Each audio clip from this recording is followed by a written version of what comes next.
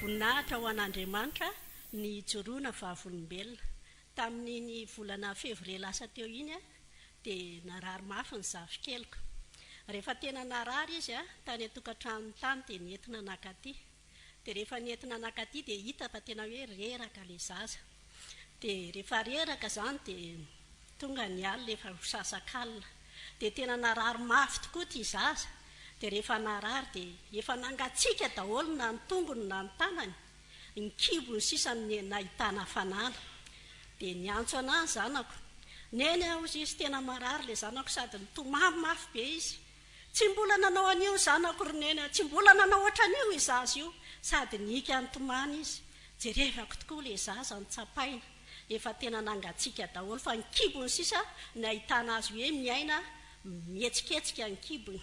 Dia natao mivavaka tao anatin'ny tokantrano. Rehefa natao mivavaka tao anatin'ny tokantrano, mbola tsy mihetsika ihany ty zaza fa mbola le kibony ihany no mihetsiketsika, mbola tsy mahatsiaro tena mihitsiny. Dia rehefa tsy nahatsiaro tena le zaza dia andao atsika anainga ho any amin'ny hopitaly aloha. Dia any an-dalana mbola mivavaka ho an'le zaza. Rehefa mivavaka ho an'ny zaza teny an-dalana, nataoko teto tratrako le kibony le mitepotepy iny. Any an-dalana le zaza miemiena ny fitepon'le fony. Dia rehefa le miemiena ny fitepon'ny fony dia tena kivy be za amin'io, efa tena mangofotra mitondra an'le zaza hoe maty aty an-tanako le zaza ry Jesosy. Mbola nivavaka ihany tsy mihetsika le zaza. Ny andro moa alina tsy hita izay hoe hijerenao azy hoe manahoana ny tarehany na manahoana, fa dia nentina amin'ny lamba fotsiny.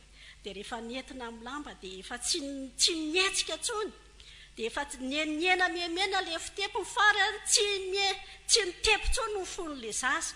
Rehefa tsy nitepo intsony ny fon'le zaza dia nangofotra be sady miteny an'i Jesosy, Jesosy ianao mahay mampivelona n'ity zaza ity, mahay manasitrana ianao, mifantatro fotsiny tsy mahalala ninona ny amin'ity zaza ity fa ianao dia mahay manasitrana azy.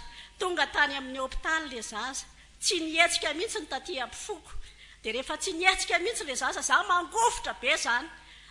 Dia tonga teo amin'ny hopitaly dia iza ozy dia miteny zany le zanako dia sady mitomany, za koa mangofotra raha teo. Dia za tsy samy teny hoe zao anie ty zaza ty na izao, fa za efa tena mangofotra.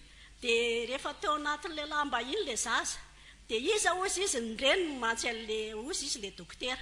Ito ny reniny dia nanazava teo. Omeo azy ozy izy le zaza dia mandany ianao mivoaka. Rehefa nomeko azy le zaza efa tsy nahetsika intsony ny atsambotra tany amin'ny reniny. Aleloia, voninahitra Andriamanitra fa za efa tena natahotra mihitsiny hoe efa maty aty ampifoko zany io zaza io, satria efa tsy nitepo intsony le fony. Dia rehefa tsy nitepo intsony dia tonga tao amin'ny hopitaly tao. Dia omeo an'ny reniny ozy izy dia mandany ianao mivoaka. Nahita an'le jiro le zaza dia tonga dia niatsambotra tany amin'ny reniny. Teo dia tonga dia niantso Jesosy, misaotra Jesosy, velona kay le zaza.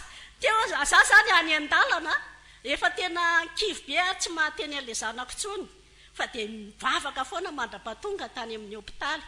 Dia ny lalana no maizina hoe atao ahoana, fa dia tonga amin'ny hopitaly, efa tonga le fahazavana zany dia nitsirika le zazakely. Dia rehefa nitsirika le zazakely mbola tsy nihetsika le zaza, vonaika nangofotra be sady niantso an'i Jesosy, Jesosy tsy velona intsony ve ty zanako ty. Dia tonga tao dia omeo andreniny ozy izy le zaza. Rehefa omena andreniny le zaza dia kaity le zaza zany tany an-dalana le izy le efa nijanona le fitehaniny iny teo zany Jesosy ny nandray an-tanana le zazakely. Voninahitra ho an'Andriamanitra rery ihany. Dia nisy andro koa tao tokantranonay tao, na andeha namangy ny ravavika, tena toerana lavitra zany le toerana. Dia rehefa tonga amin'le toerana moa tsy misy bisy fa mandeha tongotra. Dia rehefa mandeha tongotra dia reraka tonga avany. Rehefa reraka tonga avany dia samy mipetrapetraka aloha nahakaina. Ka izay tia mipetrapetraka nahakaina iny samy rendrika natory tao daholo. Dia rehefa samy rendrika natory tao daholo, ny andro efa alina koa tamin'izay. Dia nisokatra ny namoanay tao an-trano. Nisokatra zany no nandona latabatra dia nanenjera entana. Dia rehefa nanenjera entana le sokatra, iny namoanay menakavy ny andro efa tamin'ny 2 alina. Nefa io toerana misy anay, ny toerana misy ny tokantranonay raha sendra tsy matory amin'ny alina dia tena hita mihitsy hoe misy olona mivezivezy.